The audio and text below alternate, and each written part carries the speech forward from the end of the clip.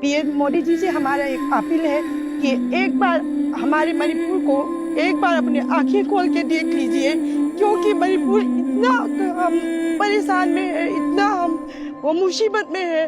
क्या हम मणिपुर का बेटी लोग, हमारे औरत लोग, मणिपुर का बेटी औरत लोग है, ये हम इंडिया नहीं है क्या? हम अलग स्टेट का, अलग जगह का नहीं है, हम भी इंडिया है।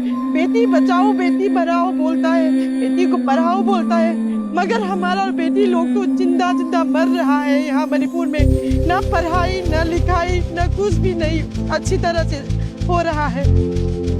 इसलिए मोदी जी से अपील है कि जल्द से जल्द हमारे इस जो हाल में मणिपुर जी रहा है, इससे कृपया हमें शांति चाहिए, हमें जस्टिस दीजिए, यही कहना है।